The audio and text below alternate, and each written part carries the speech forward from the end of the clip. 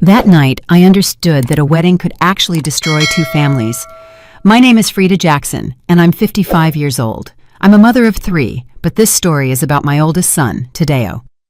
The day of his wedding should have been the happiest day of his life. It wasn't. I still remember the scent of lilies in the church, the white lights hanging from the ceiling, the guests smiling. Tadeo waited at the altar in that navy blue suit he loved so much. He was nervous, but happy. I was happy too, until the moment came for the toast. The bride's father, Mr. Humphrey Sterling, took the microphone. He was a hefty man with a deep voice, the owner of a major construction company. Everyone knew him, everyone respected him, or so they thought. He raised his champagne flute and said, "I want to toast my daughter, Sophia. She's always been stubborn, even as a kid. And today she insisted on marrying this young man." There were nervous laughs. Then he added, looking directly at Tadeo, "That boy is an idiot." The room erupted in laughter, but I saw my son's face. He turned pale, his hands trembled, and he lowered his gaze. I felt my own legs give out from under me. No one else seemed to notice. Everyone was laughing, everyone was toasting, as if humiliating a man at his own wedding was funny. I clenched my napkin in my hands, took a deep breath, and knew something right then and there. This man wasn't going to get away with it because I knew things he thought nobody knew. And that night I was going to reveal everything. But before I tell you what I did, let me tell you how I got there, because this story didn't start at that wedding. It started months earlier when something inside me told me, "Frida, investigate that man." And I did. What I discovered destroyed his entire family. When Tadeo told me he'd met a girl, I was thrilled. It was January, and it was freezing outside. We were in my kitchen, drinking spiced coffee like we did every afternoon. "Mom, her name is Sophia," he told me with that shy smile he'd had since he was a boy. "She's different, she's smart, and she makes me laugh." I watched him. Tadeo was 28. He worked as a civil engineer at a small but honest firm. He was my oldest son, the most serious, the most responsible. He had never talked to me about a girl like that before. "And what does she do?" I asked, stirring my coffee. "She's studying architecture. She's about to finish her degree. Her dad owns a big construction firm, Sterling and Associates." That's when something inside me shifted. Sterling. The last name sounded familiar, but I couldn't place it. "Have you gotten to know her well?" I asked. "Yeah, Mom. We've been seeing each other for 3 months. I want you to meet her. Can I bring her over for dinner Sunday?" I agreed, of course, because a mother always wants to see her children happy. And Tadeo looked happy. That Sunday, Sophia arrived. She was pretty. Long, dark hair, big eyes. She dressed simply but with class. She greeted me respectfully and hugged me. "Mrs. Jackson," she said in a soft voice, "thank you so much for having me over." I prepared chicken and rice, my specialty. Tadeo was nervous, but Sophia helped set the table. We talked. She told me about her career, about her dreams. She wanted to design sustainable, affordable houses for families. I liked her, but when she mentioned her father, something shifted in her voice. "My dad is demanding," she said, moving the food around on her plate. "He's always wanted me to be perfect, to get the best grades, to marry someone on his level." "And what does he think of Tadeo?" I asked, pouring her more water. Sophia looked down. "I haven't told him we're dating yet." Tadeo gave her a surprised look. "Sophia, come on.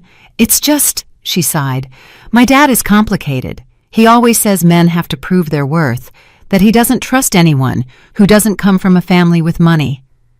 I felt a knot in my stomach. "Tadeo comes from an honest family," I said firmly. "Hard-working, with values. That's worth more than any money." Sophia looked at me with teary eyes. "I know, Mrs. Jackson. That's why I love him." Tadeo took her hand. I smiled, but inside, something was unsettling me. That man, Humphrey Sterling, sounded like someone difficult, someone who judged people by their bank account. And I knew that type of man. I had seen them all my life. They always hide something, Months passed. Tadeo and Sophia became an official couple. He was in love, radiant, coming home singing. He talked about her all the time. Mom, Sophia understands me. She respects me. She doesn't care that I don't have a new car or that I live in a rented apartment. She says the important thing is building something together. I nodded, but kept thinking about her father. One day, Tadeo came home looking serious. Mom, I have to tell you something. We sat in the living room. It was raining outside. The sound of water against the window calmed me. I'm going to propose to Sophia. I felt a mixture of joy and fear. Have you met his family yet? Yes. I went to their house for dinner 2 weeks ago. And how did it go? Tadeo hesitated.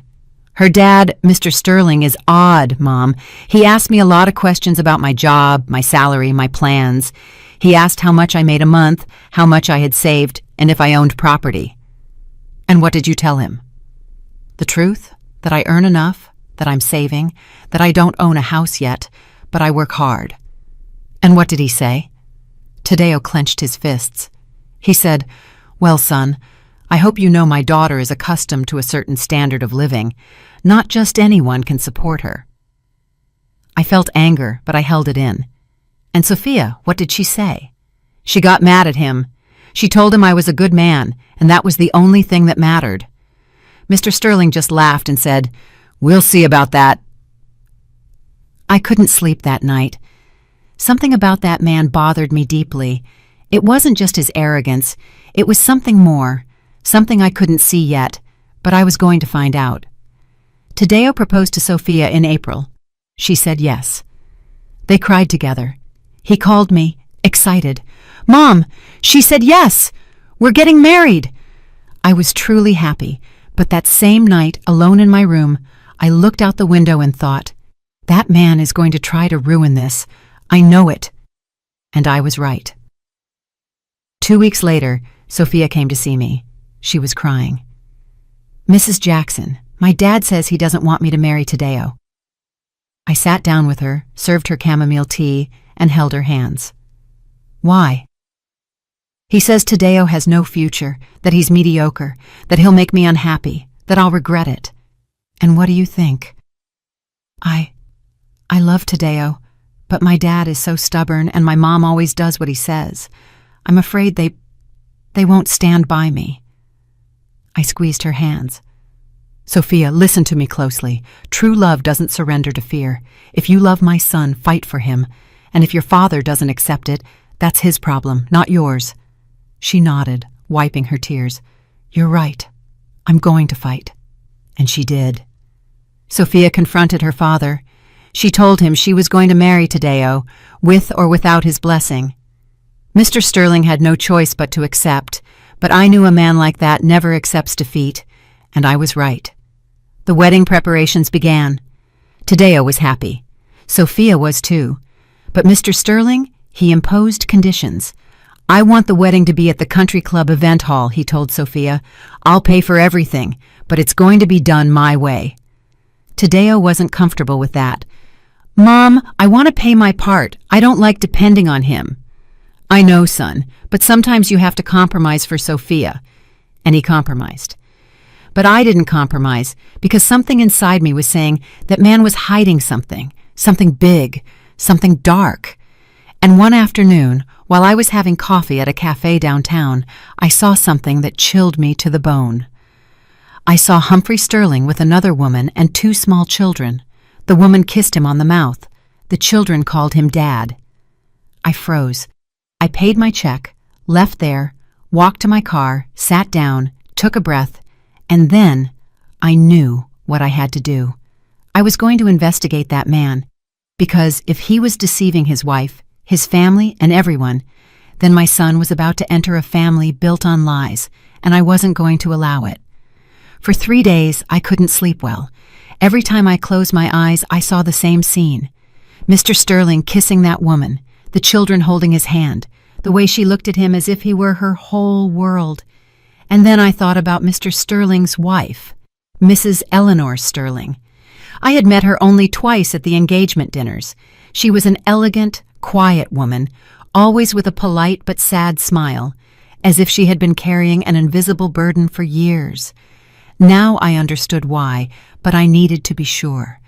I needed proof, because accusing a man like Humphrey Sterling without evidence would destroy my son's wedding. And I didn't want that. I just wanted to protect him, so I did something I never thought I would. I hired a private investigator. His name was Roy Mendez. A friend whose husband had cheated years ago recommended him to me. He was discreet, professional. He had a small office in an old building, a second-floor walk-up above a dry cleaner. I climbed the stairs one Tuesday afternoon. The hallway smelled of detergent and old coffee. I knocked on the door. A deep voice said, "Come in." I entered. Roy was a man in his 50s, thin, with glasses and a short-sleeved shirt. He had an old computer on his desk and metal filing cabinets against the wall. "Have a seat, ma'am. How can I help you?" I sat down, took a deep breath, and told him everything. I told him my son was getting married, that the bride's father was a powerful, arrogant man, that I had seen him with another woman and 2 children, and that I needed to know the truth. Roy took notes. He didn't judge me. He didn't ask unnecessary questions. "Do you have a picture of the gentleman?" I showed him a photo I had found online. Mr. Sterling at a groundbreaking ceremony with his politician's smile. "Do you know where you saw him with the other woman?" "At a cafe downtown near the main square. It's called the Southern Star. Do you remember the day and time?" "Last Friday, around 4 o'clock in the afternoon." Roy nodded. "I need a week. I'm going to follow him. I'll find out everything I can. If he has another family, I'll prove it. If there's more, that too, ma'am. A man who cheats so openly usually has more secrets. Financial problems, debts, shady business dealings. I'll check everything." I felt a chill. "How much do you charge?" $5,000 a week, plus expenses. It wasn't cheap, but I paid it because my son's peace of mind was priceless. That week was one of the hardest of my life. Tadeo came home every day excited about the wedding plans. He showed me photos of the venue, the menu, the flowers. Sophia and he had chosen white roses. Their song would be a classic jazz standard. "Mom, are we going to dance to that song together?" "Yes, you and I, like when you were little." I smiled, nodded, but inside, I was dying of anxiety.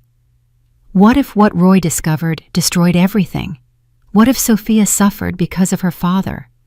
What if Tadeo hated me for interfering? But then I remembered that phrase Mr. Sterling had said to my son. "I hope you know my daughter is accustomed to a certain standard of living. Not just anyone can support her." And my anxiety turned to rage. That man had humiliated Tadeo from the start. He had treated him like he was less than, as if he didn't deserve Sophia. Well, if I was going to uncover something, it wasn't going to be to destroy the wedding. It was going to be to protect my son from a family of lies. On Friday of that week, Roy called me. "Mrs. Jackson, I need you to come to my office. I have information." I arrived in less than an hour. I climbed the stairs almost running. I walked in without knocking. Roy was sitting in front of his computer. He looked at me seriously. "Have a seat." I sat down. My hands were shaking. "What did you find?" Roy turned the screen toward me. "Mr. Humphrey Sterling has 2 families." I felt the air escape my chest. On the screen were photos. Photos of Mr. Sterling with that woman entering an apartment building in a middle-class neighborhood, taking the children to school, kissing her in a supermarket parking lot. "Who is she?" I asked, my voice trembling. "Her name is Veronica Campos. She's 32, an accountant, and she works at Mr. Sterling's company, Sterling and Associates, and the children are his, a 7-year-old boy and a 5-year-old girl. They're registered with the mother's last name, but I investigated. Mr. Sterling pays the apartment rent, pays for the children's private school, buys them clothes, toys, everything." "With what money?" Roy looked at me intently. "With company money." I felt the world stop. "What?" Roy took out a folder and opened it. Inside were documents, bank statements, wire transfers. Mr. Sterling has been diverting money from the company for years. He makes transfers to personal accounts. He uses corporate cards for personal expenses. He pays for trips, hotels, expensive restaurants, all with money from Sterling and Associates. And the company? Roy sighed. It's in serious trouble. It has debts to suppliers, labor lawsuits, 3 unfinished projects, and there are 2 criminal complaints against him for fraud. I put my hands to my face. Oh my God. That's not all, Roy said. What else? Mr. Sterling has personal debts, 2 maxed-out credit cards, a bank loan for over $2 million, and he owes taxes to the IRS from 3 years ago. How much does he owe in total? Roy checked his notes. Approximately $12 million. The company's on the verge of bankruptcy. It has 6 months, maybe a year. After that, total collapse. I sat in silence, looking at those documents, those photos, that dark truth. Humphrey Sterling was not the successful man everyone thought. He was a liar, a thief, a fraud, and my son was about to marry his daughter. Roy handed me copies of everything. Photos, documents, transfer receipts, expense records. It was all there. What are you going to do with this? He asked me. I don't know, I replied, my voice broken. I need to think. Ma'am, I'm going to tell you something. You hired me to find the truth, and the truth is ugly, but now that you have it, you have to decide what to do with it. I know. If I tell my son before the wedding, maybe he'll cancel everything, and maybe that's for the best. But it could also destroy his relationship with Sophia. I know. If you don't say anything, your son is going to enter a corrupt family. And when everything explodes, because it will explode, he'll be caught in the middle. I closed my eyes. And if I tell Mr. Sterling? Roy shook his head. A man like that won't accept that he's been discovered. He'll deny everything. He'll threaten you. He'll try to destroy you. So what do I do? Roy leaned back in his chair. Wait. Observe. And when the right moment comes, act. I left that office with a folder full of secrets. I walked aimlessly through the downtown streets. The sun was setting behind the buildings. The lights of the food vendors were turning on. People walked quickly, rushing to get home. I walked slowly, carrying a burden I didn't know how to let go of. I thought of Tadeo, his smile, his excitement. I thought of Sophia, her innocence. It wasn't her fault she had a father like that. I thought of Mrs. Sterling, her silent sadness. Maybe she knew. Maybe she had been quiet for years. And I thought of Humphrey Sterling. His arrogance, his hypocrisy, his cruelty, and I decided something. I wasn't going to say anything before the wedding. I was going to wait. I was going to observe. And if Mr. Sterling dared to humiliate my son again, then I was going to destroy him with the truth. I got home after dark. I put the folder at the bottom of my closet, beneath some old blankets. I sat on my bed, looked out the window. The city lights flickered like distant stars, and took a deep breath, because I knew what was coming was going to change everything. The following weeks were a silent torture. Every time I saw Tadeo, I smiled. Every time Sophia came to visit, I hugged her. Every time someone mentioned the wedding, I nodded enthusiastically. But inside, I carried that secret like a stone in my chest. I slept poorly, ate little. I woke up in the early hours and sat in the kitchen, looking at that folder I had hidden in my closet. Sometimes I took it out, reviewed the photos, the documents, the bank transfers.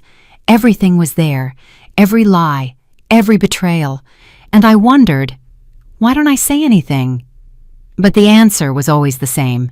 Because if I did it now, Tadeo would hate me. He would think I was sabotaging his happiness. And Sophia would be devastated. No, I had to wait for the right moment, and that moment would come. One Saturday morning, Sophia called me. Mrs. Jackson, can we meet? I need to talk to you. Of course, honey. What happened? It's about my dad.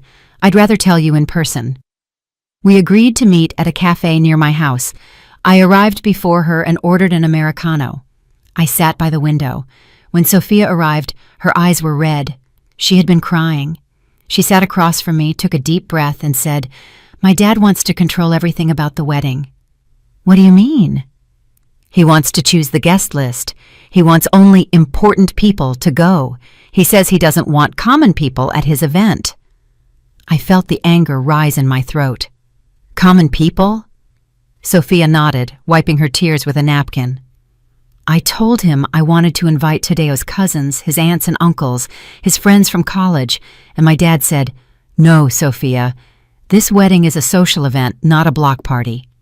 I gripped my coffee cup so hard I thought it would break. "And what does your mom say?"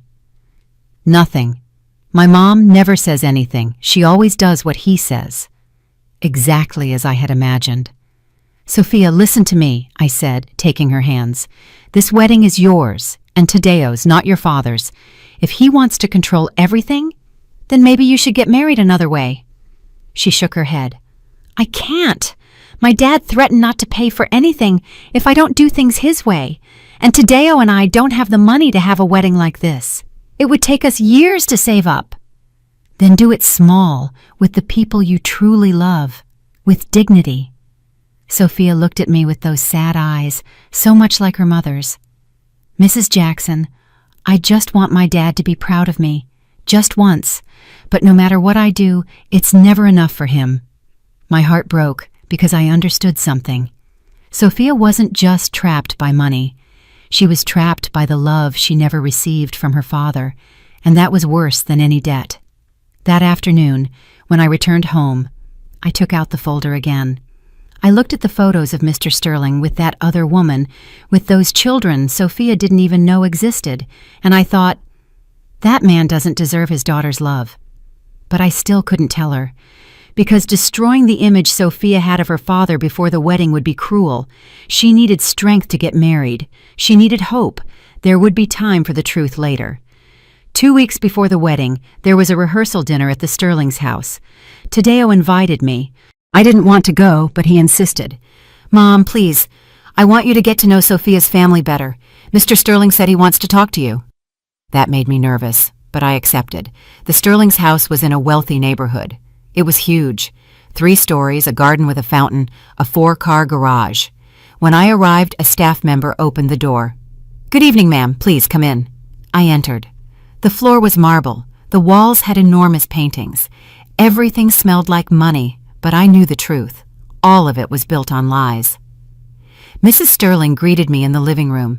She was an elegant woman, about 55, with perfectly styled hair and a beige dress. "Mrs. Jackson, how lovely to see you. Please come in." She greeted me with a kiss on the cheek. Her perfume was expensive, but her gaze was empty. "Thank you for the invitation," I said. "It's a pleasure. Sophia speaks highly of you." We sat down. There were appetizers, red wine, imported cheeses, everything served by staff who moved in silence. Tadeo was sitting next to Sophia, holding her hand. She was smiling, but looked tense, and then Mr. Sterling appeared. He walked in with the same old arrogance. Dark suit, gold watch, salesman's smile. "Mrs. Jackson, how nice to have you in our home." I stood up. He extended his hand and I shook it firmly. "Thank you for having me." Sit down. We'll have dinner in a few minutes. But first, I want to make a toast." Mr. Sterling took a glass of wine. We all followed suit. "I want to toast my daughter, Sophia," he said, looking at her. "She has always been my pride and joy, smart, beautiful, well-educated, and now she's about to get married." He paused. He looked at Tadeo. "To a hard-working, humble young man from a good family." The word humble sounded like an insult. Tadeo lowered his gaze. I clenched my glass. Mr. Sterling continued, "I hope this marriage is the beginning of something great, because in this family we value effort, hard work, ambition." He looked me straight in the eye. "Don't you agree, Mrs. Jackson?" I held his gaze. "I believe the most valuable thing in this life is honesty." There was an awkward silence. Mr. Sterling smiled, but his eyes turned cold. "Of course, honesty. How important." We toasted, but I knew I had just thrown down a warning, and he knew it too. During dinner, Mr. Sterling talked nonstop about his businesses, his contacts, the projects he had built, and the politicians he knew. "I have a new project," he said, cutting his steak. "A residential development in Houston, 500 houses. It's going to be my biggest venture yet." Mrs. Sterling smiled faintly. "That's wonderful, dear." But I thought, with what money, if you're broke? Tadeo listened attentively. Sophia ate in silence. And I just watched. I watched how easily Mr. Sterling lied, how his wife pretended everything was fine, how Sophia swallowed her sadness with every bite. That entire family lived a lie, and I was about to destroy it. But not yet. Not yet. At the end of dinner, Mr. Sterling asked to speak to me alone. "Mrs. Jackson, would you accompany me to my study?" I nodded. I followed him down a long hallway to a room with wood shelves, books he had never read, and an enormous desk. He closed the door. "Have a seat." I sat down. He remained standing, looking down at me. "I want to talk to you about Tadeo." "I'm listening." "He's a good boy, hard-working, respectful, but—" He paused. "But he has no future." I felt my blood boil. "Excuse me?" "He has no future," he repeated. "He earns little. He doesn't own property. He doesn't have big ambitions. And my daughter deserves more." I stood up. "My son has something you will never understand. He has values, he has dignity, he has true love." Mr. Sterling laughed. "Love doesn't pay the bills, Mrs. Jackson." "No, but honesty brings peace." He moved closer to me. His voice turned cold. "Look, I'll be clear. I paid for this wedding. I pay for everything. And when they get married, Sophia is going to keep depending on me because your son can't support her. So you better understand who's in charge here." I stared at him. I understand perfectly who thinks they're in charge. I left that study without saying anything else. I walked down the stairs. Tadeo saw me and approached. "Mom, are you okay?" "Yes, son, just tired. Let's go." We said our goodbyes. We got in the car. Tadeo drove in silence. When we arrived at my house, he said, "Mom, I know Mr. Sterling is difficult, but I'm doing this for Sophia. She's worth it."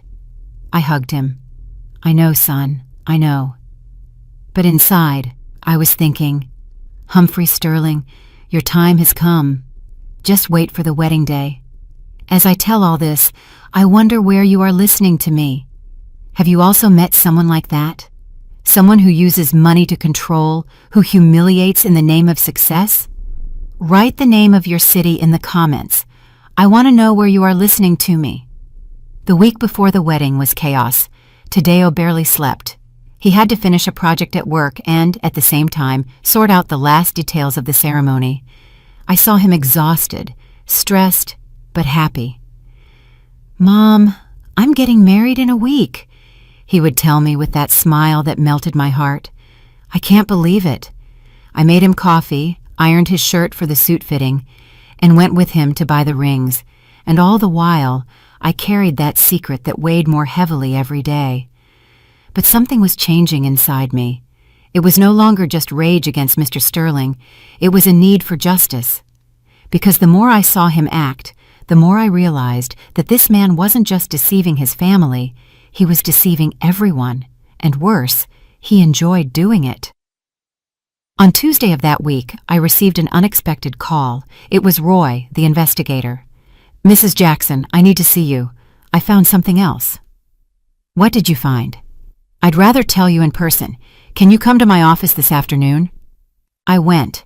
I climbed those same stairs I knew so well. The smell of detergent and old coffee was still there. Roy was waiting for me with another folder. "Have a seat," he said in a serious voice. I sat down, my hands trembling. "What is it?" Roy opened the folder, taking out new documents. "I investigated the finances of Sterling and Associates more thoroughly, and I found something serious." "What?" "Mr. Sterling is not only diverting money for his other family, he's also involved in construction fraud." I gasped. "What kind of fraud?" 2 years ago, he won a bid to build a housing complex in the state of Georgia. 120 affordable homes. The government gave him a down payment of $25 million, and he only built 40 houses. The other 80 were never finished. He kept the money. He claimed there were problems with suppliers, that material costs went up, that there were delays, but it was all a lie. My God! There are families who paid a down payment, who waited years and never got their house. Now there's a class action lawsuit against him and an investigation by the Anti-Corruption Bureau. I felt the floor moving beneath my feet.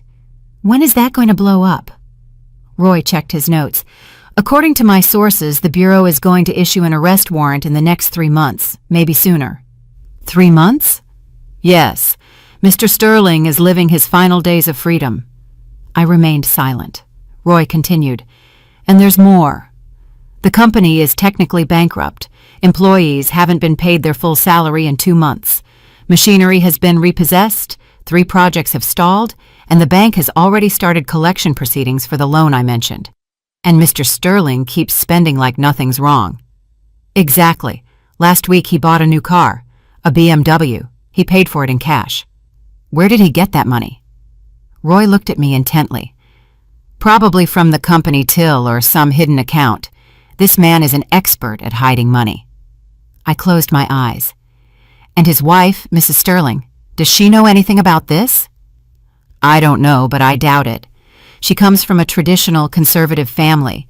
If she knew her husband had another family, she probably would have divorced him or at least confronted him, but there are no signs of that. So she lives deceived, like many wives of men like that. I sighed. What else did you find? Roy took out more photos. He had been following Mr. Sterling all week. He goes to Veronica's apartment 3 times a week, Mondays, Wednesdays, and Fridays. He arrives around 7 in the evening and stays until 11, sometimes later, and his wife doesn't suspect anything. He tells her he has meetings, business dinners, client gatherings, and she believes him, or pretends to. I looked at the photos. Mr. Sterling entering the building, kissing Veronica on the balcony, playing with the children at the park, and I felt something I hadn't felt in a long time, disgust. That night, I couldn't sleep. I stayed awake, sitting on my bed looking out the window. Outside, the city slept. The lights of the buildings flickered. The silence was profound, and I thought about Tadeo, his excitement, his love for Sophia. I thought about Sophia, her innocence, how desperately she sought the love of a father who didn't deserve it. I thought about Mrs. Sterling, her silence, her sadness. I thought about those children, Mr. Sterling's secret children, growing up without a present father, living in the shadows. And I thought about all those families who lost their savings, who waited years for a house that never came, who trusted a man who stole from them. And I understood something. This was no longer just about protecting my son. It was about doing justice. Humphrey Sterling had built his life on lies. He had trampled everyone in his path. He had used money, power, and arrogance to get away with it, and no one had stopped him until now. On Thursday afternoon, 2 days before the wedding, I went to visit a friend. Her name was Teresa. I had known her for 20 years. She was a lawyer, specializing in family law. We sat in her office. I told her everything. I showed her the folders, the documents, the photos. Teresa reviewed everything carefully. She didn't say anything for several minutes. Finally, she looked up. "Frida, this is explosive." "I know. If you make this public, you're going to destroy that family." "I know. Are you sure you want to do it?" I remained silent. Teresa continued, "Look, I understand you want to protect your son, but think about Sophia. It's not her fault she has a father like that. If you reveal this on the wedding day, you're going to ruin the most important day of her life." "And if I don't say anything," I replied, "what if I let Tadeo enter that family of lies? And what if Mr. Sterling keeps humiliating him? What if he uses him? What if he destroys his self-esteem?" Teresa sighed. "It's a difficult decision." "No, it's not anymore." "What do you mean?" I looked at her fixedly. "Mr. Sterling challenged me. He told me he was in charge, that my son wasn't enough, and he planned to humiliate him at his own wedding. How do you know that? I know him. Men like him can't help it. They always need to demonstrate their power. Teresa nodded. And what are you going to do? I'm going to wait. I'm going to go to that wedding. And if Mr. Sterling dares to humiliate my son again, then I'm going to reveal everything. In public? Teresa looked at me with concern. Frida, that's going to be brutal. I know. The consequences are going to be huge. I know. And are you willing to live with that? I took a deep breath. Yes, because the truth is always better than a lie, even if it hurts. Teresa was silent. Then she said, Then you need to be prepared, because when you reveal that, Mr. Sterling is going to deny everything. He'll try to discredit you. He'll say you're crazy, you're jealous, that you made it all up. That's why I brought proof. Proof helps, but it's not always enough. You need witnesses. You need someone else to confirm what you're saying. Who? Teresa thought for a moment. Do you know anyone who works at Mr. Sterling's company? I shook my head. No. Then you'll have to trust that the evidence speaks for itself. I nodded. It will. I left that office with absolute clarity. I knew what I had to do. I went to a print shop. I had copies made of all the documents, photos, bank statements, transfers, everything. I prepared 3 envelopes, one for Tadeo, one for Sophia, one for Mrs. Sterling. I put them in my purse and waited. On Friday night, the day before the wedding, Tadeo came over for dinner at my house. He was nervous but excited. Mom, tomorrow's the day. I can't believe it's here. I served him chicken, his favorite since he was a kid. Are you ready? I asked him. I think so. Well, I'm nervous, but happy, very happy. And Sophia? She is too, although she's a little stressed. Her dad still wants to control everything. I felt a knot in my stomach. What did he do now? Nothing serious. He just wants to give a long speech. He says he has important things to say. There was the confirmation I needed. Mr. Sterling was going to use that microphone to humiliate my son. I knew it, and I was going to be ready. That night, after Tadeo left, I took out the 3 envelopes, placed them on the kitchen table, and looked at them for hours, asking myself, am I doing the right thing? But then I remembered everything. I remembered the families that lost their homes. I remembered those children growing up without a father. I remembered Mrs. Sterling living a lie. I remembered Sophia seeking the love of a man incapable of giving it. And I remembered Tadeo, my son, my boy, the good, honest, hard-working man that monster had called an idiot. And I knew the answer. Yes, I was doing the right thing, because justice is not always comfortable, but it is always necessary. I went to sleep late that night and dreamt about the next day. I dreamt of Mr. Sterling taking that microphone. I dreamt of his arrogant smile. I dreamt of his poisonous words. And I dreamt of the moment when I would stand up, snatch that microphone, and tell the truth that would destroy his world of lies. And when I woke up, I knew that dream was going to come true, because the moment had arrived, the moment of justice. The wedding day dawned with a clear sky. It was Saturday. The sun shone over the city. It was warm, but there was a gentle breeze moving my window curtains. I got up early. I hadn't slept well. Every time I closed my eyes, I saw the same scene. Mr. Sterling at the microphone, his cruel words, Tadeo's face sinking in shame, but I also saw myself standing up, taking that microphone, and telling the truth. I made coffee, sat in the kitchen, and looked at the 3 envelopes I had left on the table. One for Tadeo, one for Sophia, one for Mrs. Sterling. I picked them up, put them in my purse along with the copies of all the documents, and took a deep breath. Today, everything changes, I thought. The religious ceremony would be at 5 in the afternoon at St. Augustine's Parish, the reception at 7 at the Country Club Hall. Tadeo had asked me to get to the church early. Mom, I want you to be with me before I walk in. Seeing you gives me a lot of peace. I arrived at 4. The church was decorated with white roses and ivory ribbons. It smelled of incense and fresh flowers. Everything was elegant, impeccable. Tadeo was in a side room with his best man. When he saw me, he smiled. "Mom," I approached. I hugged him. He smelled of new cologne. He was nervous. His hands were shaking a little. "How do you feel?" I asked him. Nervous, happy, scared, all at the same time. I took his hands. "Tadeo, I want you to know something. No matter what happens today, I will always be on your side. Always." He looked at me strangely. "No matter what happens? Mom, are you okay?" I smiled. "Yes, son. I just wanted to tell you." I hugged him again, and I felt my heart break because I knew that after today, nothing would ever be the same. The ceremony was beautiful. Sophia walked in on Mr. Sterling's arm. She wore a white dress, simple but elegant. Her veil fell like a cascade of lace. She was radiant. Mr. Sterling walked with that chest inflated with pride, as if he were presenting a trophy, not his daughter. When they reached the altar, Father Michael blessed the union. Tadeo and Sophia exchanged vows. They looked at each other with true, genuine, pure love, and I, sitting in the third row, cried.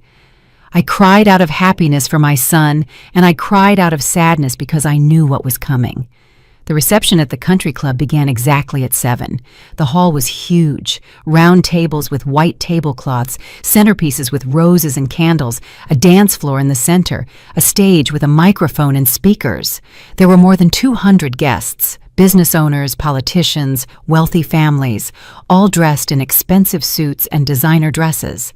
And then there was us. My family, Tadeo's cousins, his college friends, his best man who was an electrician, his maid of honor who worked at a stationery store.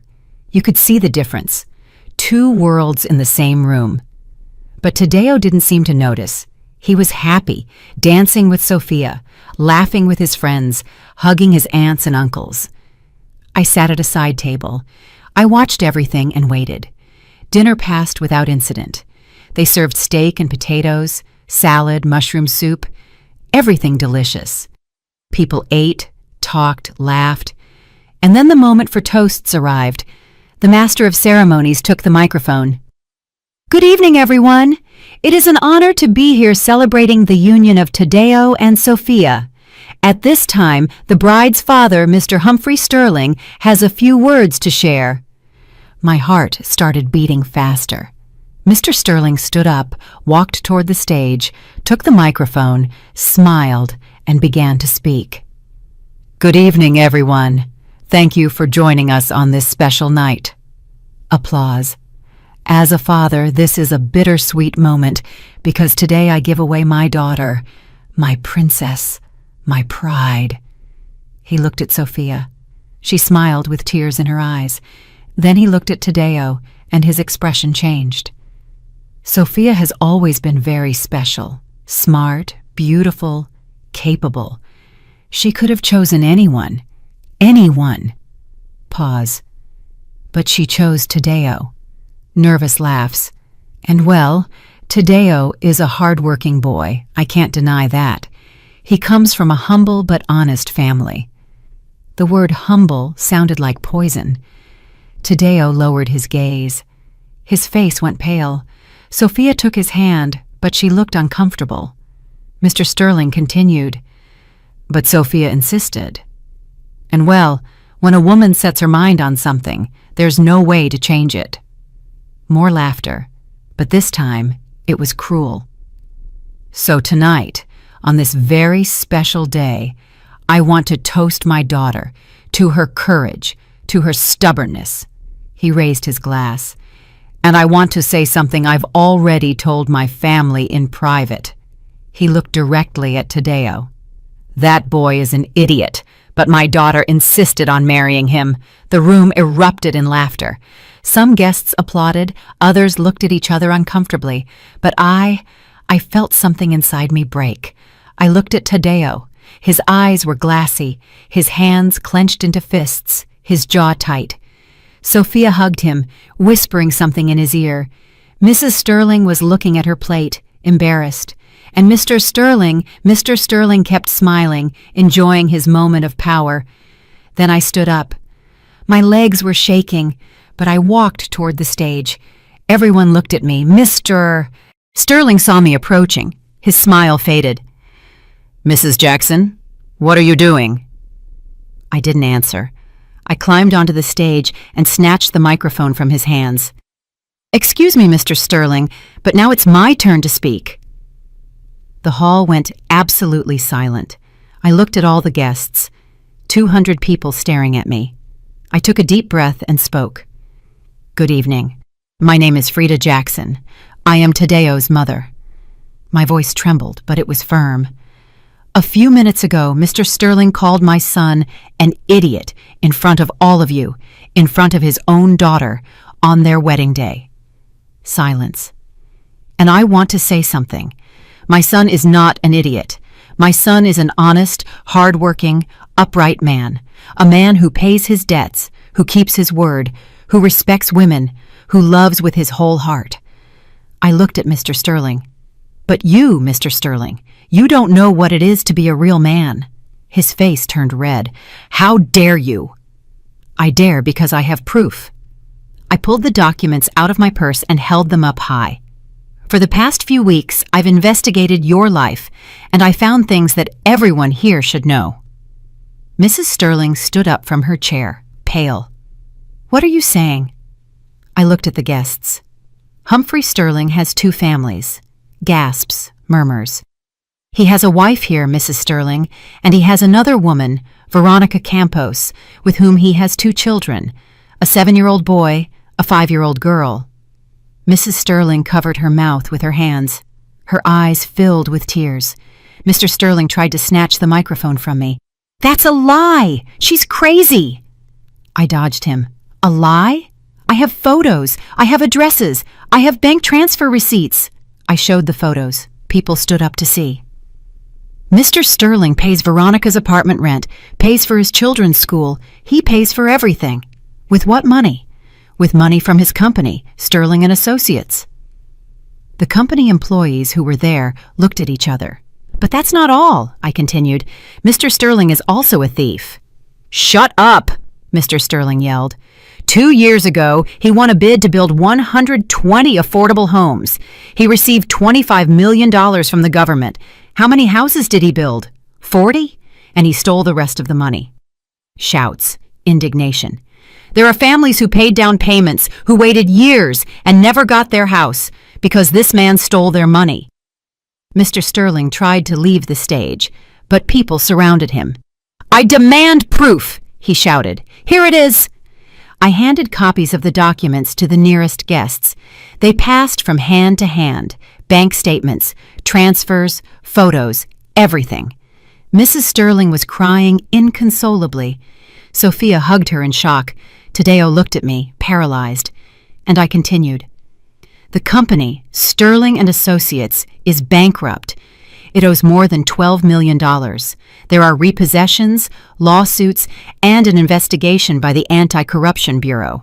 In the coming months, Mr. Sterling will be arrested because justice, though slow, always comes." I looked Mr. Sterling straight in the eye. "You called my son an idiot, but the real idiot is you because you built your life on lies, and lies always crumble." I placed the microphone on the stage, got down, and walked toward Tadeo. I hugged him. "I'm sorry, son, but I couldn't let him humiliate you again." Tadeo hugged me back, crying, "Mom, is all that true?" "Yes, son, all of it." The hall turned into chaos. People were talking, shouting, leaving. Mr. Sterling tried to defend himself, but no one believed him. Mrs. Sterling left with her sisters. Sophia ran after her. Tadeo stood in the middle of the empty hall, watching everything fall apart. And I knew I had done the right thing, even if it hurt, even if everything had been destroyed, because the truth is always better than a lie, always. I still wonder if I did the right thing. And what would you have done in my place? That night, there was no party, no dancing, no music, no laughter. only the echo of the truth bouncing against the walls of the empty hall. The guests left one by one, some indignant, others ashamed, others curious, checking their phones to confirm what they had just heard. The tables were half-eaten, the champagne flutes full, the white roses wilting under the lights no one turned off. And in the midst of all that silent chaos were us. Taddeo, sitting in a chair with his head in his hands. Sophia, standing next to him, crying silently. Mrs. Sterling in a corner, being comforted by her sisters. And Mr. Sterling. Mr. Sterling had vanished. He left as soon as he could, without giving explanations, without asking for forgiveness, without looking back, as cowards do. I approached Taddeo. I knelt in front of him. "Son." He didn't answer. "Taddeo, look at me." He raised his face. His eyes were red, his jaw clenched. "Why, Mom? Why did you do it?" His voice was broken, full of pain. "Because I couldn't let that man humiliate you again." "But you destroyed my wedding. You destroyed everything." "No, son, I didn't destroy anything. He did years ago. I just brought the truth to light. You could have told me sooner. You could have warned me in private. I tried, but you were so in love, so hopeful. You didn't want to see the signs." Taddeo stood up, walked toward the window. He looked out at the night without seeing it. "Sophia hates me now." "No, son, she doesn't hate you. Her family is destroyed because of you." "No, her family was destroyed years ago. No one just wanted to see it." Taddeo turned toward me. There was rage in his eyes. "You had no right, Mom. You had no right to do that." Those words hurt me more than any blow. I had every right. I am your mother, and my job is to protect you, even if you don't understand it now. Protect me? You just embarrassed me in front of 200 people. No, Taddeo. The one who embarrassed you was Mr. Sterling. I just defended your dignity. He stood quiet, breathing heavily. Then he said in a low voice, "I need to be alone." And he left the hall. I remained standing there, watching my son walk away, and I felt my heart split in two. Sophia approached me. Her makeup was smeared, her dress wrinkled, her eyes swollen from crying. "Mrs. Jackson," I turned toward her. "Sophia, It's true?" She interrupted. "Is everything you said true?" I looked into her eyes. "Yes, it's true." She put her hands to her face. She sobbed. "I can't believe it. My dad has another family. He has other children, and I never knew anything." "I'm sorry, Sophia. How long have you known?" "For a few weeks." "And why didn't you tell me sooner?" "Because I didn't want to ruin your day. But when your father humiliated Taddeo, I couldn't stay quiet." Sophia shook her head. "My mom is devastated. My sisters are furious, and I don't know what to feel." She slumped into a chair. "My whole life, I thought my dad was a hero, a successful, respected man. And it turns out he's a liar, a thief, a monster." I sat next to her, taking her hand. "Your father is responsible for his own decisions. It's not your fault at all." "But I feel like it is. I feel like I should have seen the signs, the lies, the absences. You couldn't see them because you trusted him, and that's not your fault. That's what love does. It makes you blind." Sophia looked at me with those eyes full of pain. "And now what am I going to do? How am I going to look Taddeo in the eye? How am I going to—" She broke down again. I hugged her, letting her cry on my shoulder, and I thought, this girl doesn't deserve this, but life doesn't always give us what we deserve. Mrs. Sterling approached after a while. Her sisters had left. She was alone. She walked slowly, as if every step hurt her. "Mrs. Jackson." I stood up. "Mrs. Sterling." We looked at each other in silence. 2 women, 2 mothers, 2 survivors. "Is it true?" she asked in a trembling voice. "Everything you said?" "It's true, yes." She closed her eyes. A tear rolled down her cheek. I suspected it. For years. But I never wanted to confirm it. I'm sorry. No, you're not sorry. She looked at me harshly. You came here to destroy my family. No, I came to protect my son and destroy my daughter in the process. Your daughter is going to be fine because she has something her husband never gave her. She has the truth. Mrs. Sterling laughed, but it was a bitter, joyless laugh. The truth! And what good is the truth now? My marriage is a lie. My life is a lie. Everything I built crumbled in one night. It didn't crumble years ago. You just didn't want to see it. She looked at me with rage. Who are you to judge me? I'm not judging you. I understand why you stayed quiet. Out of fear, out of shame for the children, I understand. But that doesn't change the fact that your husband is a fraud. Mrs. Sterling took a deep breath. I want to see the proof. I handed her the envelope with her name on it. She opened it. She reviewed the photos, the documents, the transfers. I watched as her face changed, from pain to rage, from rage to resignation. When she finished, she closed the envelope. What are you going to do with this? I asked her. I don't know, but I'll tell you one thing. Humphrey Sterling is no longer my husband. I don't know if he ever was. She turned and left, and I stayed there, alone, surrounded by the remnants of a wedding that never finished. I left the hall at 11 at night. Outside, the air was cool, the sky was clear, the stars were shining. I walked to my car, my legs were shaking, and my hands too. I sat in the driver's seat, closed the door, and finally allowed myself to cry. I cried for Tadeo, for his pain, for his rage. I cried for Sophia, for her lost innocence. I cried for Mrs. Sterling, for all those years of lies. And I cried for myself because I knew I had done the right thing, but I also knew I had lost something in the process. I had lost my son's trust, and that hurt more than anything. I got home after midnight. I went inside, closed the door, and took off my shoes. The house was empty, silent, cold. I sat on the sofa, looked at the ceiling, and thought, was it worth it? I didn't know yet. Maybe I never would. But there was something I did know. The truth always has a price, and I had just paid it. On Sunday morning, Tadeo didn't call me, nor on Monday, nor on Tuesday. A week passed, then 2, and nothing. I tried calling him. He didn't answer. I sent him messages. He didn't reply. I went to his apartment. He didn't open the door. And I understood. My son didn't want to see me. Not yet. Maybe never. In those weeks, the scandal broke.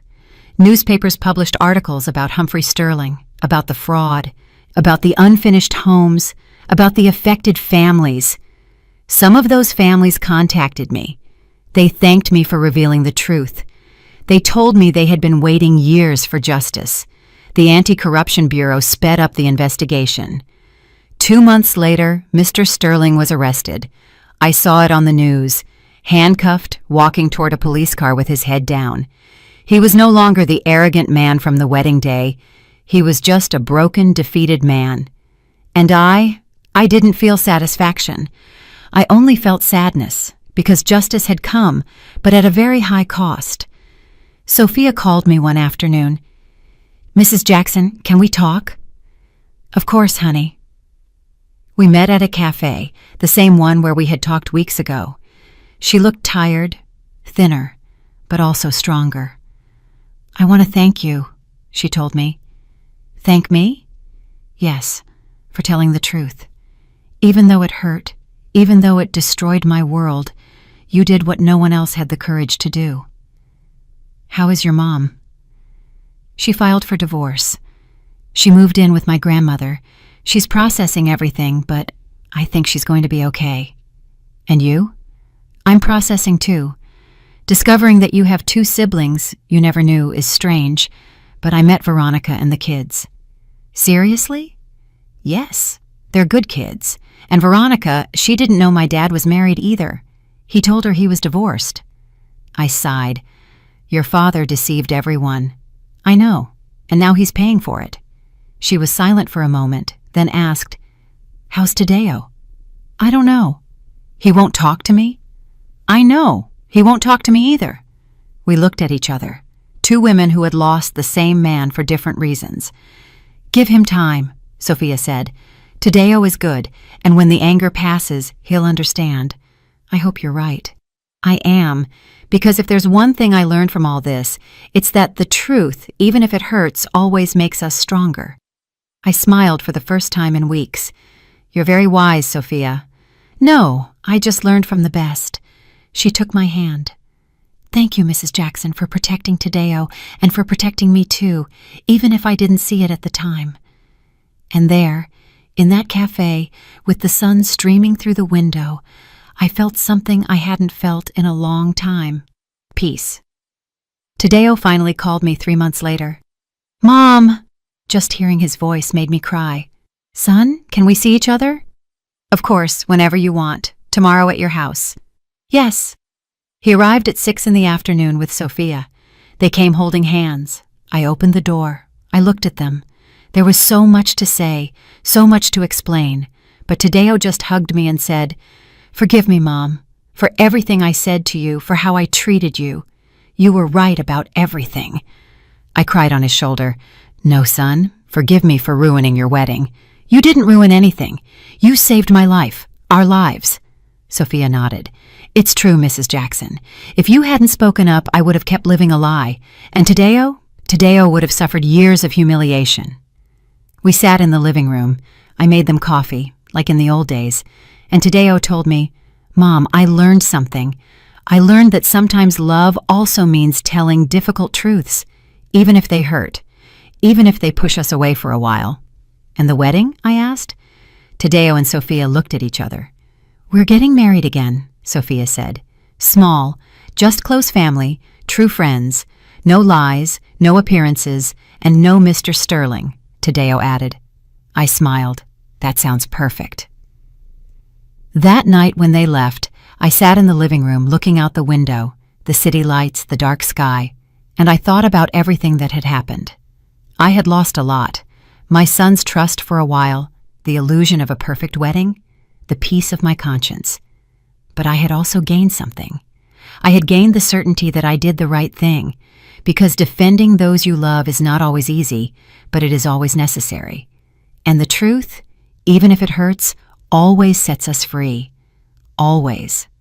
The months that followed were about rebuilding, not just for Tadeo and Sophia, but for me too, because I discovered something I didn't expect.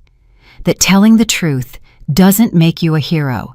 It makes you an uncomfortable witness, someone everyone respects, but few want to be around. Some people called me brave, others called me intrusive, and others simply stopped talking to me.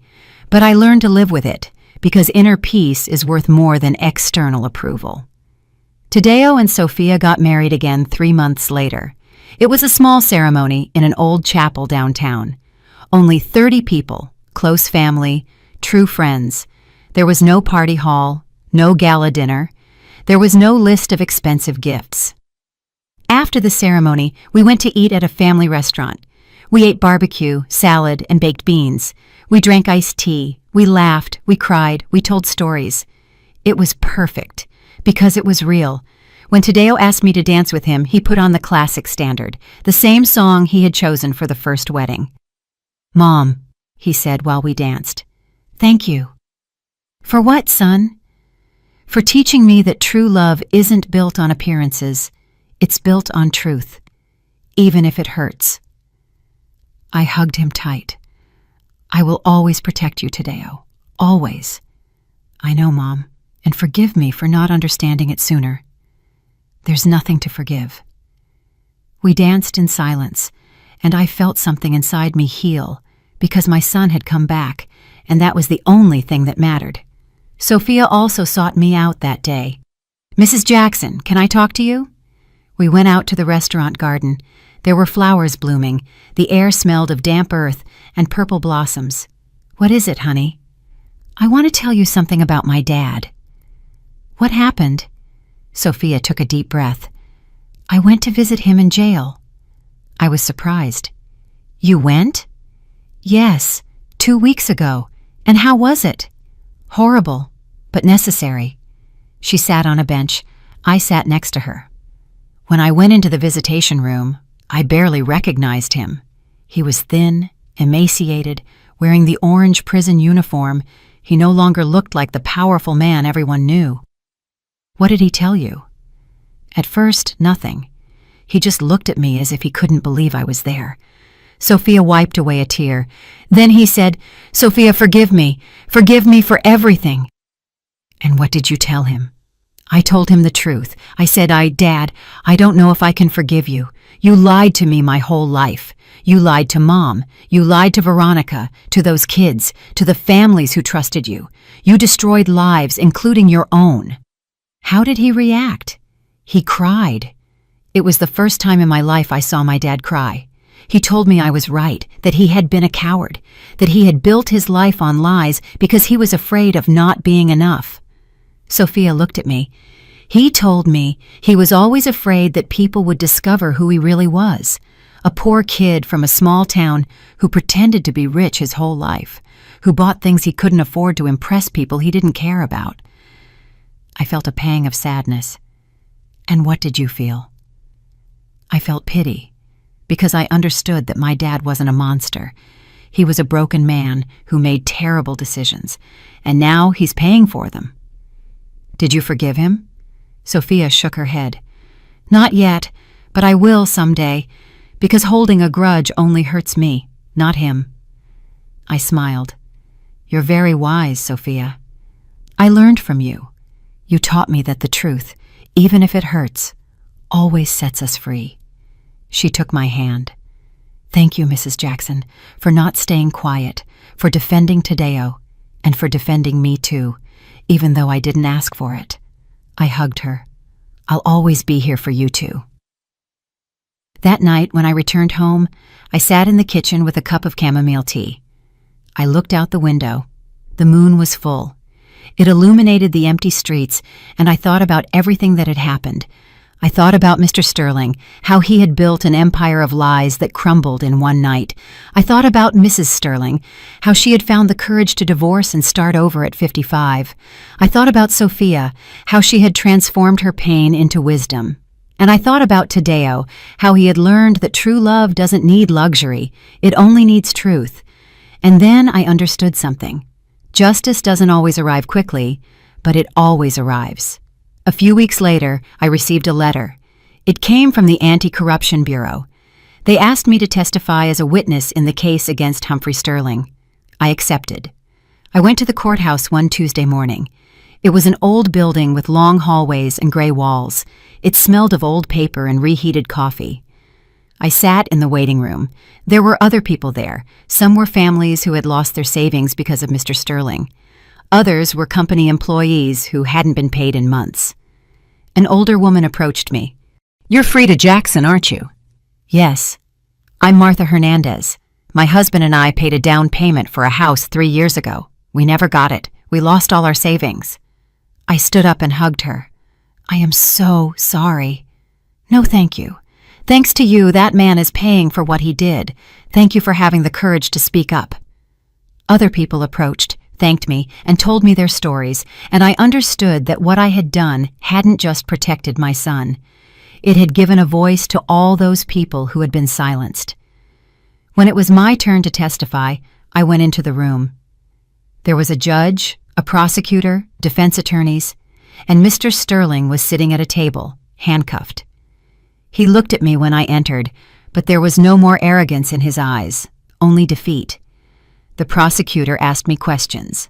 I told him everything, how I had discovered the truth, how I had hired an investigator, how I had found the proof. I presented the documents, the photos, the transfers. Everything was recorded, documented, undeniable. When I finished, the judge thanked me. Mrs. Jackson, your testimony has been valuable. Thank you for your cooperation. I left that room with the certainty that I had done the right thing, not only as a mother, but as a citizen. 2 months later, Mr. Sterling was sentenced. 12 years in prison for fraud and embezzlement. I didn't go to the hearing, but Sophia called me to tell me. "He's in jail, Mrs. Jackson. He's going to be there a long time. How do you feel?" "Sad, but also relieved, because there was finally justice." "And your mom?" "She's doing well. She started working. She opened a small crafts store. She says that for the first time in her life, she feels like she owns her own destiny." I smiled. "I'm happy for her." "And there's something else," Sophia said. "What?" "Veronica also distanced herself from my dad. She moved to another state with her children. She started over, and last week she wrote to me.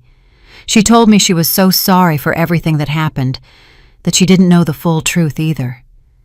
"And what did you tell her?" "That it wasn't her fault, that my dad deceived all of us, and that I hope someday we can meet, because those kids are my siblings, and they deserve to have family." I was speechless. "Sophia, you're incredible." "No, I just learned that life is too short to hold grudges, and that true family isn't the one that shares blood. It's the one that shares truth." That night, I took a shoebox that I kept in my closet. Inside were old photos from when Tadeo was a kid, of him playing in the park, of him graduating from college. I looked at those photos and thought about everything we had been through. I thought about the nights when we didn't have money to pay the rent, the times we ate cheap meals because we couldn't afford meat, the times Tadeo asked me, "Mom, why don't we have a car like the other kids?" And I would tell him, "Because the important thing isn't what you have, son. It's who you are." I closed the box because I understood that everything I had done, all the difficult decisions I had made, all the nights I had cried alone, had been worth it, because my son was a good, honest, hard-working, upright man, and that was more valuable than any fortune. One Sunday afternoon, Tadeo and Sophia came to visit me. They brought news. "Mom, we have something to tell you," Tadeo said with a huge smile. "What is it?" Sophia touched her stomach. "I'm going to be a grandmother," I said with tears in my eyes. "Yes," Tadeo shouted, hugging me. "You're going to be a grandmother." I cried tears of joy because after so much darkness, there was finally light. After so much pain, there was finally hope. And after so much truth, there was finally peace. That night, before sleeping, I wrote something in my journal, something I wanted to always remember. Today, I learned that life doesn't always give us what we deserve. But if we are brave, if we defend the truth, if we protect those we love, life gives us something better. It gives us inner peace. And in the end, that's the only thing that matters. I closed the journal, turned off the light, and slept peacefully. For the first time in months passed. Sophia's belly grew. Tadeo was excited. He painted the baby's room blue. He bought a crib, read books on fatherhood, and I knitted little outfits, prepared blankets, and imagined what it would be like to have a grandchild. One day, Sophia called me. "Mrs. Jackson, I want to ask you something." "Tell me, honey." "When the baby is born, could you be at the birth? Since my mom will also be there, I thought it would be nice if both grandmothers were together." My eyes filled with tears. "It would be an honor." The baby was born in March, a healthy, beautiful boy with Tadeo's eyes and Sophia's nose. When I held him in my arms for the first time, I felt the world stop. He was so tiny, so fragile, so perfect. "What are you going to name him?" I asked. Tadeo and Sophia looked at each other. "We're going to name him Michael," Tadeo said. "Michael Jackson." "Why Michael?" "Because of Father Michael, the one who married us. He told us something that day that we never forgot." "What did he tell you?" Sophia answered. "He told us truth is the foundation of all true love. Without truth, there is no trust, and without trust, there is no love." Tadeo continued, "And we thought that was a good name for our son, because we want him to grow up knowing that the truth is always the most important thing." I hugged my grandson. "Welcome to the world, Michael. You're going to grow up in a family that loves you, protects you, and will always tell you the truth. Mrs. Sterling was there too. She approached and smiled at me. Thank you, Frida. For what? For saving me, for getting my family out of that lie. I didn't have the courage, but you did. I took her hand. We all have our moment. Yours came when you decided to divorce. Mine came when I decided to speak. We hugged. 2 women, 2 survivors, 2 grandmothers. That night, when I returned home, I sat in the living room. I looked at a photo Tadeo had given me. It was of the 4 of us, him, Sophia, baby Michael, and me, all smiling. And I thought about the whole journey we had taken, from that terrible night at the country club to this moment of peace. And I understood something profound. Justice is not vengeance. Justice is restoration. It is giving people what they deserve, not out of malice, but out of balance. Humphrey Sterling deserved to pay for his lies. Mrs. Sterling deserved to live in truth. Sophia deserved to know her father as he was. And Tadeo deserved to be defended. That was justice. And I had been the instrument of that justice, not because I was special, but because I decided not to stay quiet. A few weeks later, I ran into one of the families affected by Mr. Sterling. It was at the grocery store. A woman recognized me. You're Frida Jackson, aren't you? Yes. I want to thank you for speaking out, for defending the truth. Thanks to you, we recovered some of our money. Not all of it, but some. I'm so glad. You know, I also kept silent for years. My husband was cheating on me, and I didn't say anything because I was afraid. Afraid of being alone, afraid of not being able to support my children. I understand. But when I saw what you did, when I saw that you stood up and told the truth, even if it cost you, it gave me courage, and I confronted my husband, and I got a divorce. She looked at me with tears in her eyes. I live alone now, but I live in peace, and that is priceless. I hugged her. I am so happy for you. Thank you for teaching me that it's never too late to tell the truth. That conversation stuck with me because I understood that what I had done hadn't only affected my family, it had inspired other women, other mothers, other survivors to speak up. And now, as I tell you this, as I remember every moment of that night that changed everything, I wonder if I would do the same thing again. And the answer is yes, 1,000 times yes, because defending those you love is not optional. It's a duty. And the truth, even if it hurts, is always better than a lie. Always. 2 years have passed since that night. 2 years since I took that microphone and told the truth. 2 years since Humphrey Sterling's world crumbled. And in those 2 years, I saw how life itself took care of doing justice, because I learned something. Karma is not vengeance. It is balance. It is life returning to everyone what they sowed. And Mr. Sterling harvested exactly what he planted. One Saturday afternoon, while I was watching Michael at the park, I received a call from Sophia. Mrs. Jackson, can you come over to my house? I need to talk to you. Did something happen? Yes, but I'd rather tell you in person. I arrived at her house an hour later. Tadeo was working. Sophia opened the door for me. She looked tired, but calm. What happened, honey? We sat in the living room. She made lemon tea. My dad sent me a letter from jail. What did he say? Sophia took the envelope out of her purse. It was a handwritten letter. The handwriting was shaky, as if he had written it with difficulty. Can I read it to you? Of course. Sophia unfolded the letter and read, Dear Sophia, I don't know if you'll read this. I don't know if you'll ever forgive me, but I need to write to you. I've been in this cell for 2 years, 2 years with a lot of time to think, to remember, to repent. There are no luxuries here, no power, no admiration, only silence. And in that silence, I could finally hear my own conscience. I was a bad husband, a bad father, a bad man. I lied to your mother for 30 years. I took her youth, her trust, her peace. I lied to you, my daughters. I made you believe that money was the most important thing, that success was measured in big cars and houses.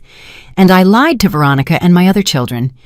I promised them a future I could never give them, but above all, I lied to myself.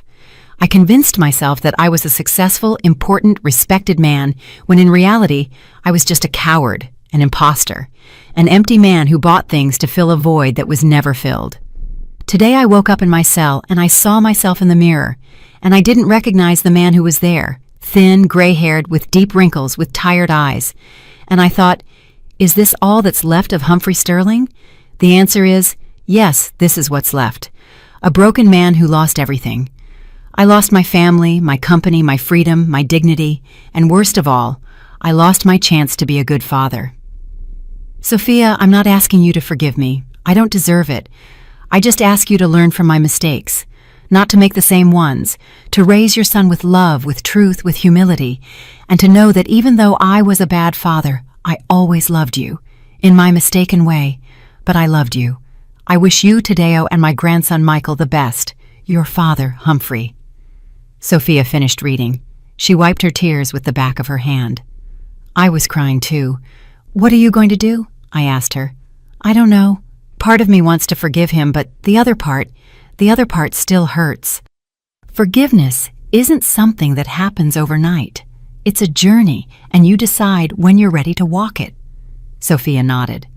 What I do know is that I don't hold a grudge against him anymore, because a grudge only poisons me, not him. I hugged her. You are very strong, Sophia. I learned from the best. A few months later, I ran into Martha Hernandez, the woman who had lost her savings because of Mr. Sterling. We were at the supermarket. She recognized me and approached. Mrs. Jackson, how are you? Fine, Martha. And you? Better, much better. Thanks to Mr. Sterling's sentencing, we managed to recover some of the money. Not all of it, but some. I'm so glad. And there's something else. My husband and I bought a small piece of land. We're building our house ourselves, little by little, but it's ours. I smiled. That's wonderful. Yes, and you know what the best part is? We're building it with honesty, without deception, without lies. And that gives us peace. Honesty always brings peace. Martha took my hands. Thank you, Mrs. Jackson, for not staying quiet, for defending us. You changed our lives. No, Martha. You changed your own lives. I just told the truth, but you had the courage to fight. We said goodbye with a hug, and I felt something inside me heal a little more. Another year passed. Michael turned 3. He was a cheerful, curious, smart boy. He looked so much like Tadeo that sometimes my heart ached with love. Tadeo had been promoted at his job. He was now a project manager. He earned well. He wasn't rich, but he lived with dignity. Sophia had finished her master's degree in architecture. She worked designing eco-friendly homes. She was doing very well, and I was still the same, but calmer, more at peace. One day, Tadeo came to visit me. Mom, do you remember Mr. Sterling? Of course. Why? Sophia told me he's very sick. He has diabetes, and since there's no good medical care in jail, he's getting worse. How serious? Serious. He lost a toe, and they say he could lose more. I felt a pang of sadness. And Sophia, how is she dealing with that? Badly. She wants to go see him, but she's afraid. Afraid of what? Afraid of feeling pity. Afraid of believing his lies again. Tell her to go, but to go for herself, not for him. What do you mean? To go to close that chapter. To say what she needs to say, not to save him, because he has to live the consequences of his actions. Tadeo nodded. You're right, Mom, as always. Sophia went to visit Mr. Sterling 2 weeks later. When she came back, she came to my house. She needed to talk. How was it? I asked her. Difficult, very difficult. Tell me. We sat in the kitchen. I served her coffee as always. When I went into the visitation room, I barely recognized him. He was in a wheelchair, thin, pale, with completely white hair. Her voice broke. He looked at me and said, "Thank you for coming, daughter. I didn't think you would." And what did you tell him? I told him, I came because I needed to close this. I needed to tell you how I feel. And how do you feel? Sophia took a deep breath. I told him, Dad, I'm angry with you because you lied to us, because you hurt us, because you chose money over us. But I'm also sad because you lost so much time being someone you weren't. And now you're here alone, sick, with nothing. What did he say? He cried. He asked for my forgiveness. He told me he wished he could go back in time, that he would do everything differently. Did you believe him? Sophia shrugged. I don't know. Maybe yes, maybe no, but it doesn't matter anymore, because the past can't be changed. You can only learn from it. Very true. Before I left, I told him something else. What? I told him, Dad, I hope you find peace, truly, but that peace has to come from you, not from me, not from Mom, not from anyone else, only from you. I felt a lump in my throat. That was very wise. Do you know what the last thing he told me was? What did he say? He said, I once called Tadeo an idiot, but the real idiot was always me, because I had everything that mattered and I lost it chasing things that were worthless. We were silent, because those words said it all. Humphrey Sterling died 6 months later. It was in the prison infirmary, alone, without family, without friends, just a guard who found him in the morning. Sophia received the news. She cried, not because she missed him, but because she was crying for the father she could have had and never did. They held a small funeral, just Sophia, Mrs. Sterling, and Sophia's sisters. Tadeo didn't go. He asked me if he should go.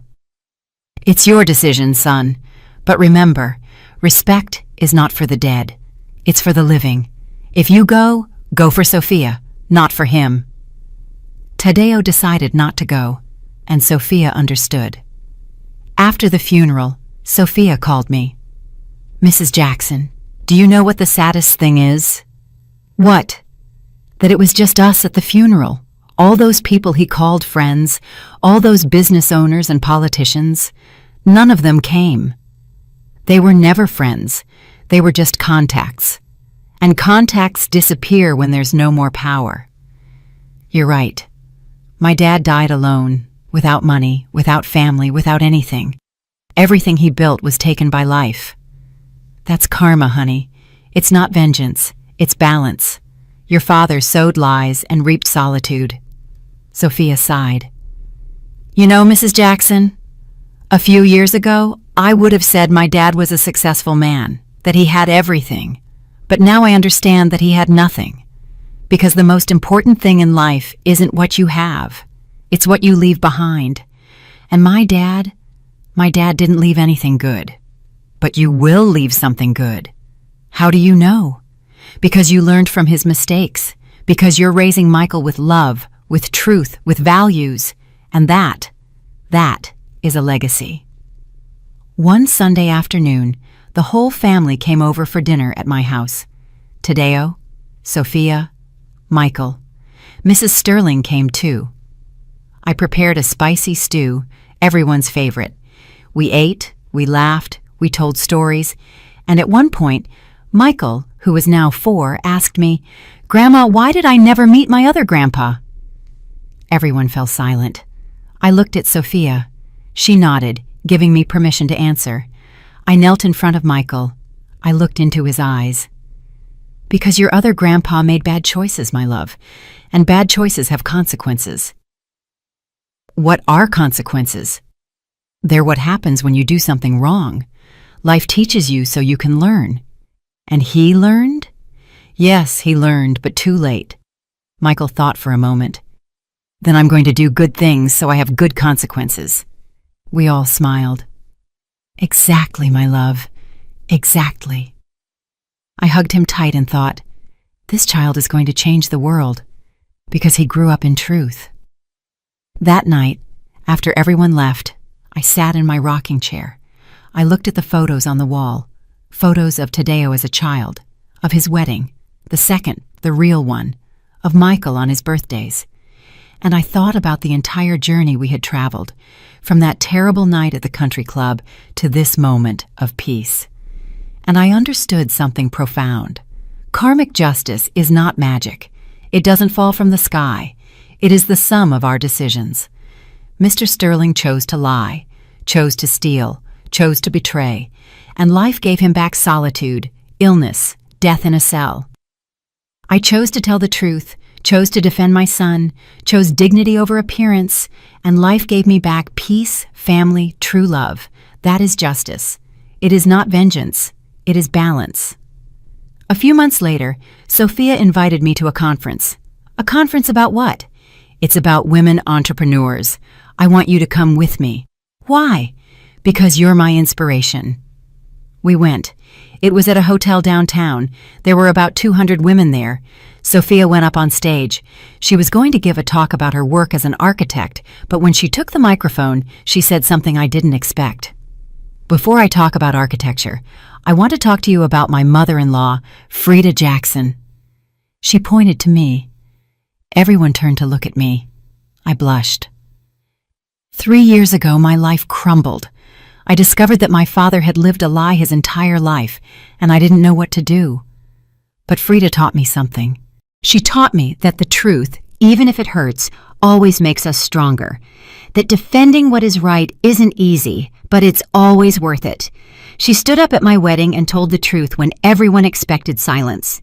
And even though I didn't understand it at the time, I know now that she saved me. She saved me from living a lie.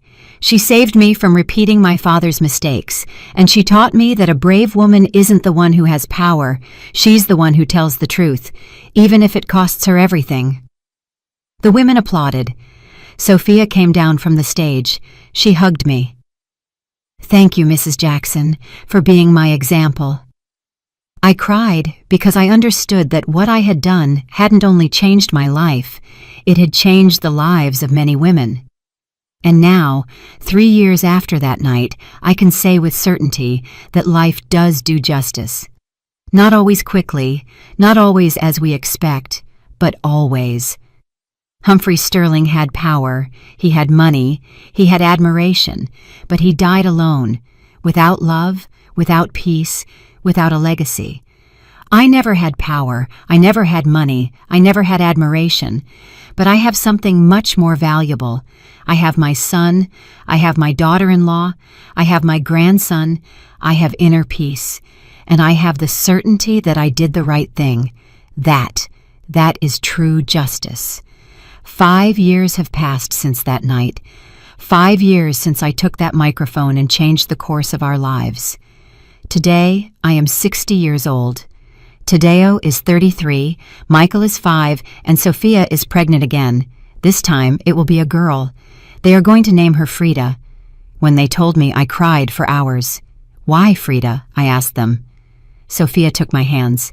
Because we want our daughter to grow up knowing that there was a woman in this family who had the courage to tell the truth, who stood up when everyone expected silence, who defended what was right, even if it cost her everything. We want her to be like you, Mrs. Jackson. Strong, brave, honest. I didn't know what to say. I just hugged my son and my daughter-in-law and cried tears of joy because I understood that my story wouldn't end with me. It would live on in that girl and in her children and in her grandchildren. The legacy of the truth.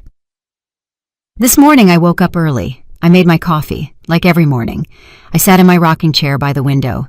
I watched the sunrise. The city was slowly waking up. The birds were singing. The sun painted the sky orange and pink, and I thought about everything I had lived through. I thought about my youth, about the difficult years after the divorce, about the nights when I didn't know how I was going to feed my children. I thought about Tadeo as a boy, how he asked me why his dad didn't live with us, and how I explained to him in simple words that sometimes love isn't enough to keep a family together. I thought about all those years working, cleaning houses, selling meals, doing whatever was necessary so that my children had what they needed. And I thought about that night at the country club, about Humphrey Sterling at the microphone. That boy is an idiot, but my daughter insisted on marrying him. Those words that changed everything, because they forced me to make a decision, to be silent and protect the peace, or to speak up and defend dignity. and I chose dignity, always dignity. I got up from the rocking chair, went to my room, and opened the drawer of my nightstand. Inside was a journal, the same one where I had written that night 5 years ago. I opened it. I read what I had written. Today, I learned that life doesn't always give us what we deserve. But if we are brave, if we defend the truth, if we protect those we love, life gives us something better. It gives us inner peace. I smiled, because those words were still true. I kept flipping through the journal. There were more pages, more thoughts, more lessons, and I decided to write something new, something that summarized everything I had lived. I took a pen and wrote, "To the woman who reads this someday. Maybe you're my granddaughter, Frida. Maybe you're another woman going through something difficult. I don't know. But if you're reading this, I want you to know something. Life is going to put you in situations where you'll have to choose between truth and comfort, between defending what's right and keeping the peace, between being brave and being quiet. And in those moments, you're going to be afraid. Afraid of losing the people you love, afraid of being alone, afraid of the consequences. But let me tell you something I learned after 60 years of life. Silence protects no one. It only protects the lies, and lies sooner or later always explode, always hurt, always destroy. So if you have to choose the truth, even if it hurts, even if it costs you, even if they walk away from you, because the truth is the only foundation on which something true can be built. A true love, a true family, a true life. I made that decision 5 years ago, and I lost many things in the process. I lost the illusion of a perfect wedding. I lost my son's trust for a while. I lost the approval of many people, but I gained something more valuable. I gained my dignity, I gained my inner peace, and I gained the respect of the people who truly matter. Today my son loves me, my daughter-in-law respects me, my grandson admires me, and that is worth more than any external approval. So don't be afraid to tell the truth. Don't be afraid to defend what is right. Don't be afraid to be brave, because brave women are the ones who change the world. One truth at a time. With love, Frida Jackson. I closed the journal, put it in the drawer, and took a deep breath because I felt like I had closed a cycle. I had told my story. I had left my legacy. I had said what I needed to say, and now I could move forward with peace. That afternoon, Tadeo and Sophia came to visit me with Michael. The boy ran toward me as soon as he entered. "Grandma, Grandma!" I picked him up, hugged him. He smelled like baby soap and cookies. "How's my prince?" "Good. Today at school I learned about heroes." "Oh, really?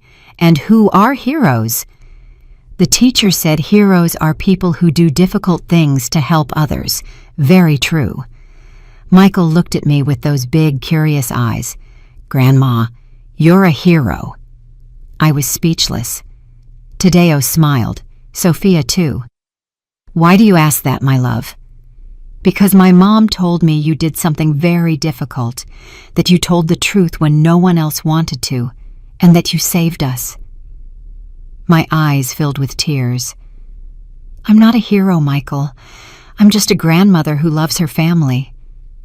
"But heroes are like that too. They love their family and they protect them."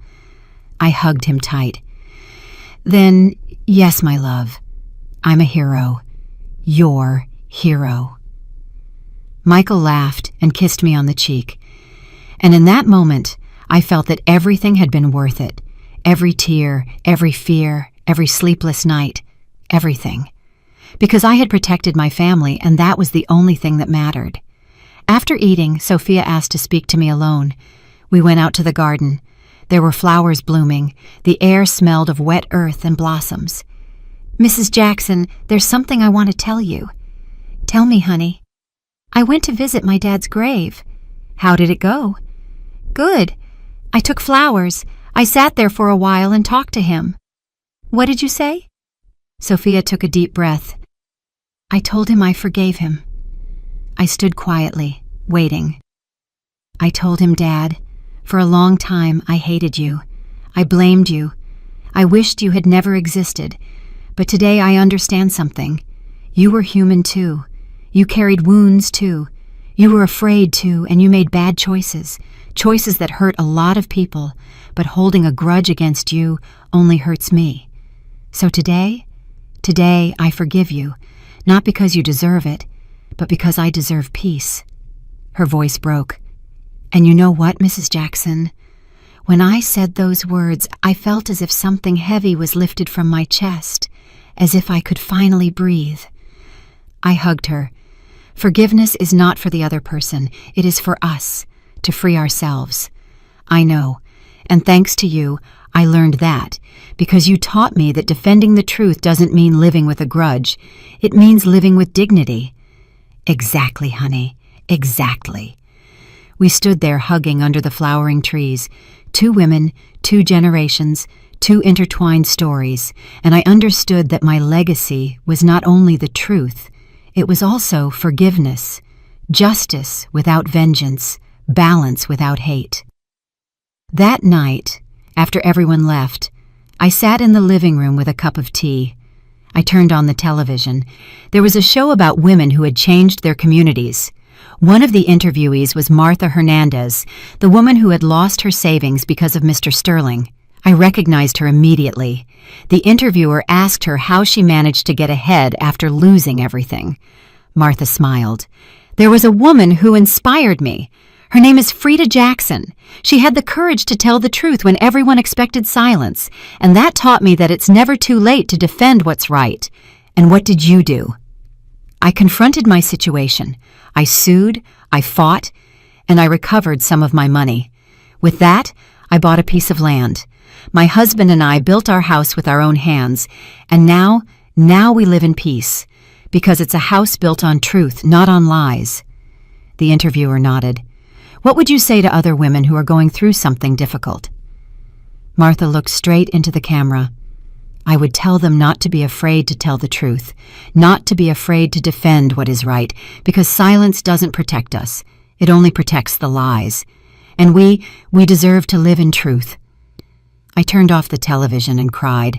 But this time they weren't tears of sadness. They were tears of joy, because I understood that what I had done had inspired other women, other mothers, other grandmothers, other daughters, to speak up, to defend the truth, to live with dignity. And that was a legacy. Today, as I write this, I am 60 years old, but I feel younger than ever because I finally understand the meaning of my life. I didn't come to this world to be rich. I didn't come to be famous. I didn't come to be perfect. I came to be brave, to tell the truth when everyone was silent, to defend those I loved when no one else would, to teach my family that dignity is worth more than any approval. And I think I succeeded, because when I look at my son, I see an honest, hardworking, upright man. When I look at my daughter-in-law, I see a strong, wise, compassionate woman. And when I look at my grandson, I see hope. I see future. I see light. That is what I leave behind. Not money, not property, not fame. I leave behind values. I leave behind truth. I leave behind love. And that is more valuable than any fortune. Last week, Michael asked me something. Grandma, when you're really, really old, are you going to die? Yes, my love. Someday. And then I won't see you anymore? Not with your eyes, but you will with your heart. How? I knelt in front of him. I looked into his eyes. Every time you tell the truth, I'll be there. Yes. Every time you defend someone you love, I'll be there. Every time you are brave, I'll be there. And how will I know you're there? Because you'll feel a warmth in your chest, a peace, and you'll know I'm with you. Michael smiled. Then you'll never leave. Never, my love, never. I hugged him, and I knew it was true because legacies don't die. They only transform. Tonight, as I look at the stars from my window, I think about everything I've lived, and I wonder, what would I say to the women who read my story? I would tell them this. Don't be afraid to be brave. Don't be afraid to tell the truth. Don't be afraid to defend what is right, even if everyone tells you that you're crazy. Because the world needs more brave women. Women who stand up when everyone expects silence. Women who say enough when everyone says endure. Women who choose dignity over comfort. Because those women change the world, one truth at a time, one family at a time, one generation at a time. And if my story helps a single woman open her eyes, if it helps a single mother defend her child, if it helps a single daughter escape a lie, then everything will have been worth it. Every tear, every fear, every difficult night, everything. Because in the end, what matters is not how long we live, it's how we live. And I chose to live in truth. I chose to live with dignity. I chose to live with love. And that is my story. The story of an ordinary woman who did something extraordinary. Not because she was special, but because she decided not to stay quiet. Tomorrow, I'm going to see Tadeo and Sophia. We're going to the park with Michael. We're going to get ice cream. We're going to laugh. We're going to live. Because that's what families that truly love each other do. They live, they love, they forgive, they grow. And I'm going to keep being the grandmother who tells stories, the grandmother who bakes cookies, the grandmother who hugs tight, but also the grandmother who teaches that the truth is always better than a lie, that dignity is always better than appearance, that true love is always better than fake love. That is my legacy, and I am at peace with it. So if you're reading this, if you're listening to my story, I want you to know something. You too can be brave. You too can tell the truth. You too can defend what is right. It doesn't matter your age, it doesn't matter your situation, it doesn't matter your fear, because courage is not the absence of fear. It is acting in spite of fear. And if a 55-year-old woman could stand up at a wedding and destroy an empire of lies, you too can stand up in your life and say, enough, this ends here. Because you deserve to live in truth, you deserve to live in peace, you deserve to live with dignity. We all do.